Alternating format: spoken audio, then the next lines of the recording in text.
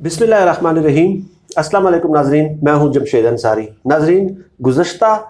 70 सालों से पाकिस्तान में एहतसाब के नाम पे हुकूमत की जाती है और आप लोगों को याद होगा कि जो भी हुक्मरान आते हैं तो वो हमेशा यही कहते हैं कि गुज़श्ता हुक्मरानों का हम खड़ा एहतसाब करेंगे, लूटा हुआ पैसा बाहर निकालेंगे और उन्हें उनकी की गई करप्शन पे सजाएं देंगे। चुनाचे मैं एक पुराने राइटर की एक किताब पढ़ रहा था तो उन्होंने बहुत ही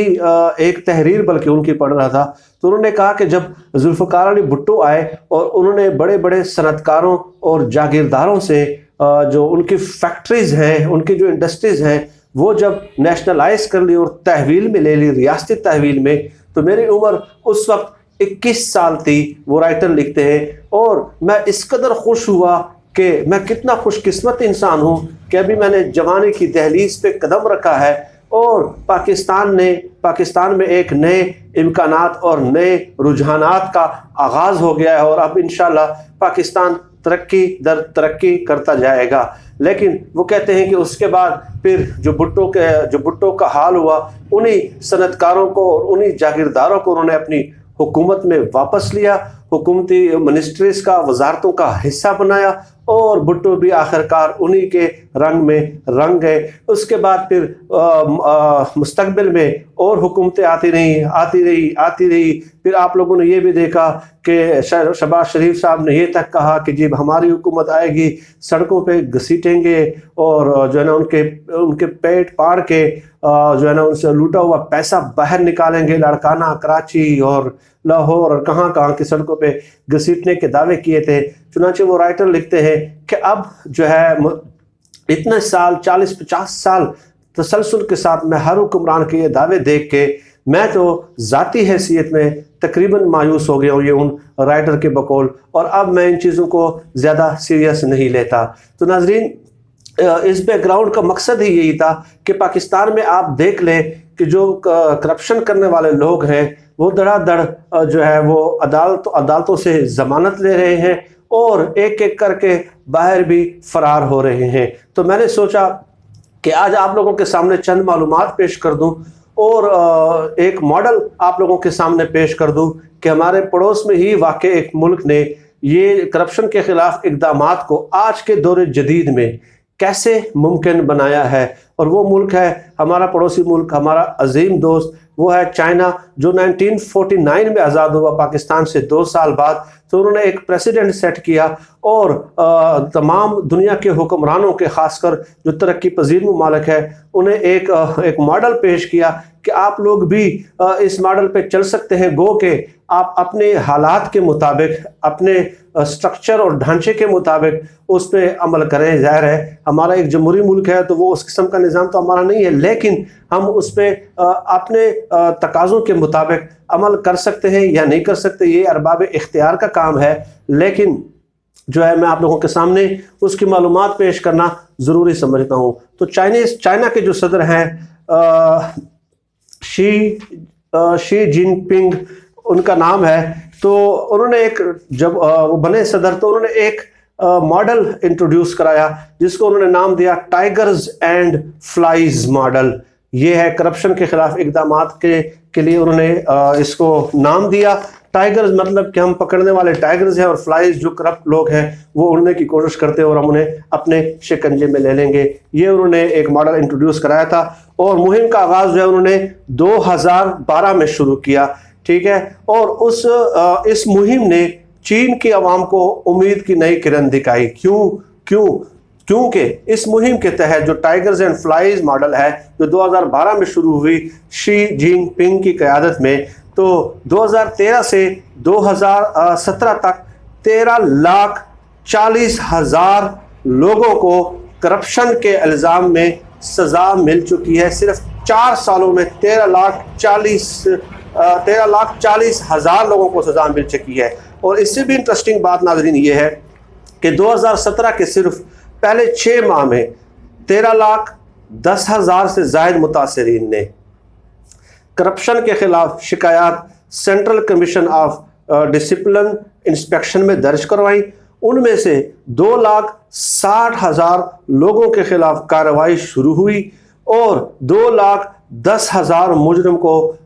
सजा सुनाई गई। ठीक है, इन सजा पाने वालों में इंटरेस्टिंग बात इससे भी आगे ये कि सिर्फ कमज़ोर और छोटे सरकारी अफसर शामिल नहीं थे, बल्कि उनमें सूबाई वजारतों और सूबाई इंतज़ामिया के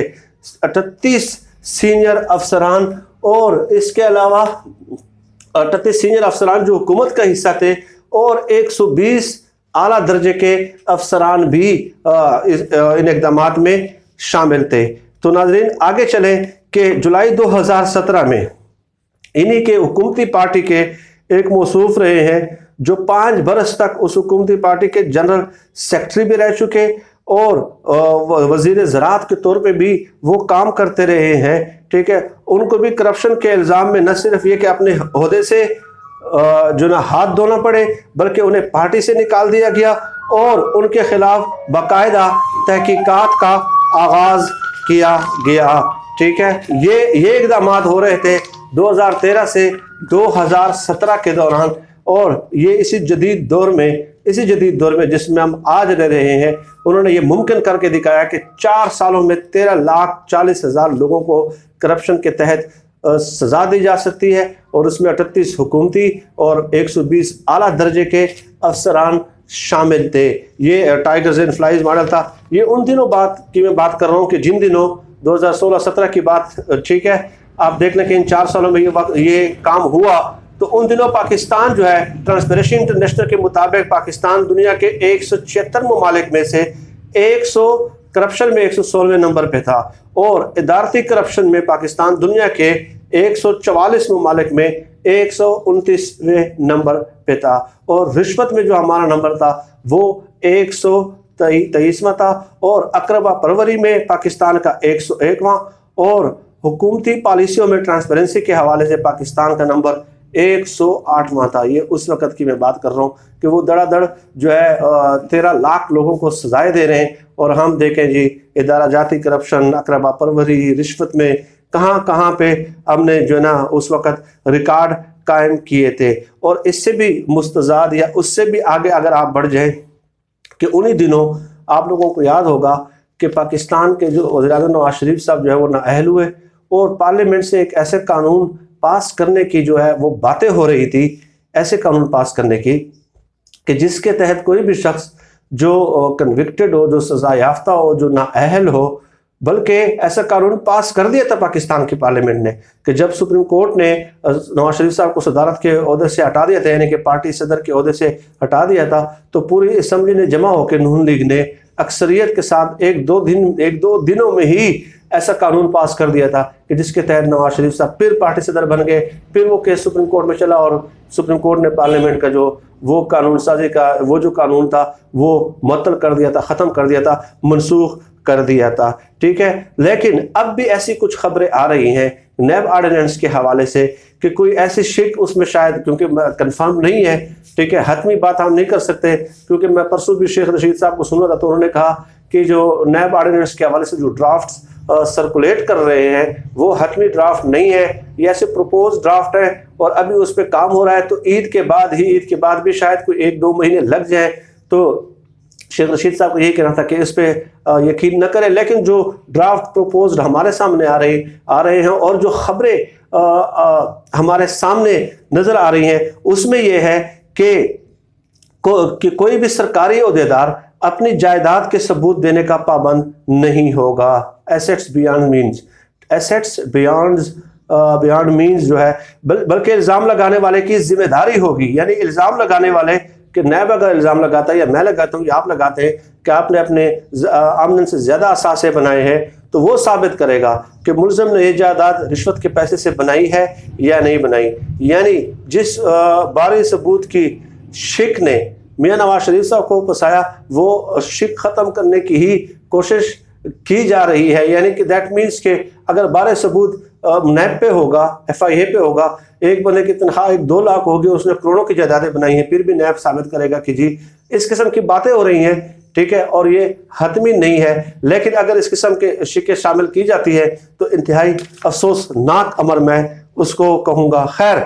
चीनी जानते हैं कि सदियों की इंसानी तारीख गवाह है, ये मैंने एक स्क्रिप्ट लिखा है कि जुर्म के खात्मे के लिए जो काम सख्त सजाओं ने किया है वो किसी भी तरबियत या तालीम ने नहीं किया। ये चीनी फ़लसफ़ा है, ठीक है। चीनी फ़लसफ़ा ये है कि मजदूर की निस्बत हुक्मरान को दी गई सज़ा ज़्यादा अहमियत रखती है। हुक्मरान मीन्स के बड़े लोगों को, आला ओहदों पर तैनात लोगों को, क्योंकि हुक्मरान को दी गई सज़ा सदियों तक तारीख़ के पन्नों में याद रहती है और इसकी गूंज भी आने वाली हज़ारों नस्लों को सुनाई देती है। अब हम खुशकिस्मत है कि हमारे मुल्क में जमहूरी निज़ाम राइज है, जो कि जमहूरी निज़ाम मीन्स के सबसे ज़्यादा आम आदमी को जमहूरी निज़ाम बाइख्तियार बनाता है, ठीक है। लेकिन अफसोस का मकाम है कि माजी में हमने देखा कि मफाद परस्त टोले ने सिर्फ उन कवानीन साजी पे ज़्यादा फोकस किया और तवज्जो दी जिनके जो डांडे हैं उनके अपनी ज़ात या अपने कारोबार के साथ जाके मिलते थे। अब भी अगर जो पॉपुलर हुक्मरान है और ईमानदार अगर कोई हुक्मरान हो, ठीक है, और अगर वो जमहूरियत के असल स्पिरिट के साथ काम करे तो कोई वजह नहीं कि मौजूदा निज़ाम में रहते हुए भी चंद तब्दीलियाँ करके और चंद ऐसे कवानीन पास करके इस चीनी मॉडल के नक्शे कदम पे चला जा सकता है, इस मॉडल को अडॉप्ट किया जा सकता है। अब ये फैसला करना अरबाब इख्तियार का काम है। मेरा काम था कि आप लोगों के सामने चंद आम हक़ाइक़ पेश कर दूं और चंद गुजारिशात आपके गोश गुजार कर दूं। नाज़रीन, आज की वीडियो के लिए मेरे ख्याल में इतना ही काफ़ी है। आप सब लोग अपना बहुत बहुत ख्याल रखिएगा और मुझे अपनी दुआओं में खुसूसी तौर पर याद रखिएगा। अल्लाह हम सब का हामी और नासिर हो। पाकिस्तान जिंदाबाद।